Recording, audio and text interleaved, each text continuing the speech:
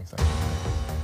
Hello, this is Business Live from BBC News with Susannah Streeter and Ben Thompson. Sluggish inflation, volatile markets and when interest rates will rise. No shortage of questions for this weekend's gathering of central bankers. But did we get any answers? Live from London, it's our top story today, Monday, the 31st of August.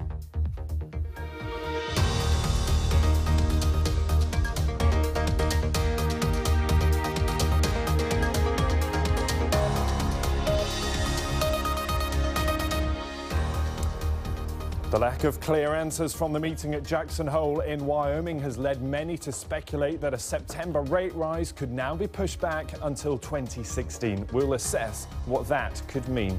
Also in the programme, Chinese state media says there have been a number of confessions as authorities investigate the recent stock market turmoil. We'll get the latest from our Asia Business Hub. And this is how markets across Europe have opened, but remember the FTSE 100 is closed. It's a holiday in the UK. And fancy wearing a T-shirt that's 30 years old? Well, we'll meet Tom Cridland, the designer who says his long-lasting clothing is better for the environment and better for our pockets, unlike cheap throwaway fashion.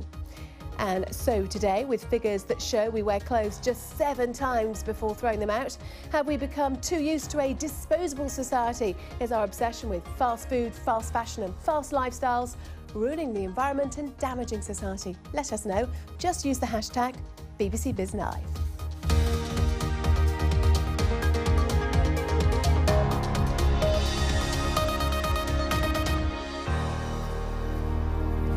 Hello to you, a very warm welcome to the programme this Monday. It was the big meeting of the big central bank bosses. They gathered over the weekend at Jackson Hole in the US state of Wyoming. Yet whilst financial markets and, well, the rest of us are all obsessing about the timing of an interest rate rise, the big issue the central bankers tackled this weekend was inflation. Inflation in the United States has fallen to a rate of just 0.2%. But the big question, why does anyone care? Well, despite strong growth figures for the US economy, wages are still failing to rise at the same time. So there's effectively less money in our pockets and less willingness to spend the money that we do have. Well, the Fed is aiming to get inflation back up to 2% with an interest rate rise, a possible tool that could make that happen. But the rollercoaster markets ride of the last week or so may put those plans on hold, at least for the moment.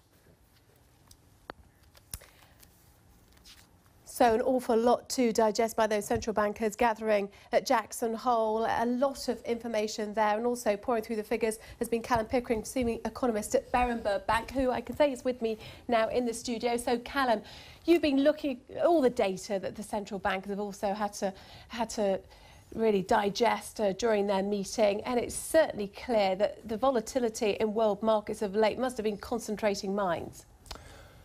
It has been.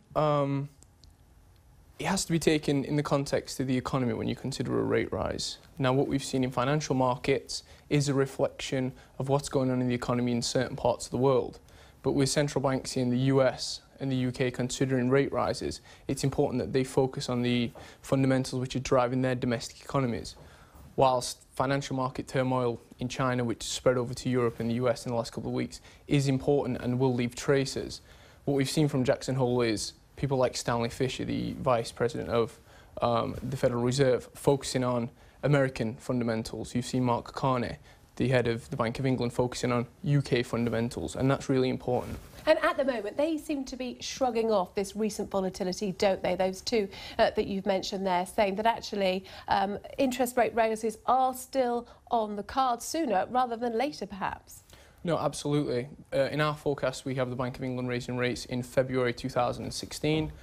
For the US, we have pushed back the first rate rise from September next month to December. That's on the back of recent financial market volatility. There are a number of things that the Federal Reserve will be considering. First and foremost is the fallout in financial markets from raising rates. We saw the taper tantrum just a few years ago when they started to reduce the stock of QE. What you'll find is when they raise interest rates, there could be some disruptions in markets, and if they're severe enough, that will leave traces in the real economy.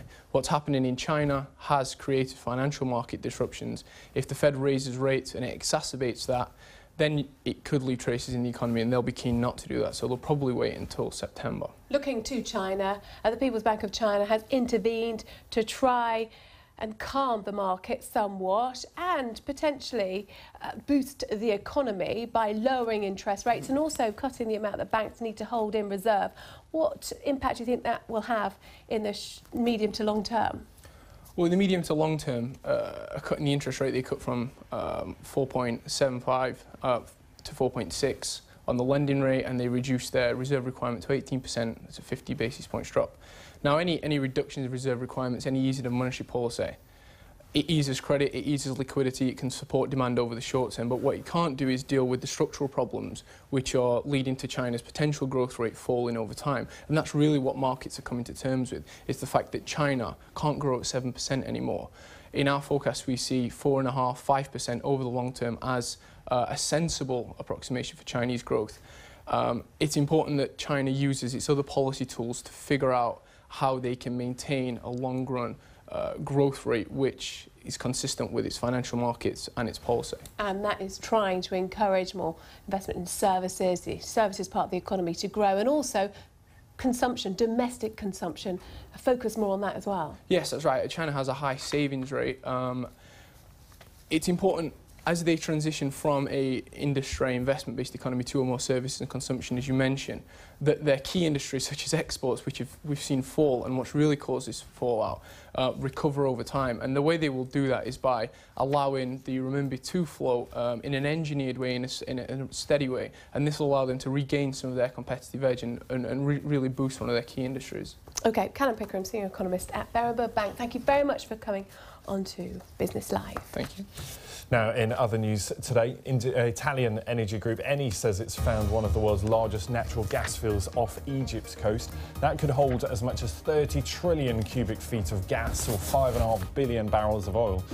Eni, which has the full concession rights to the area, is the biggest foreign energy firm in Africa.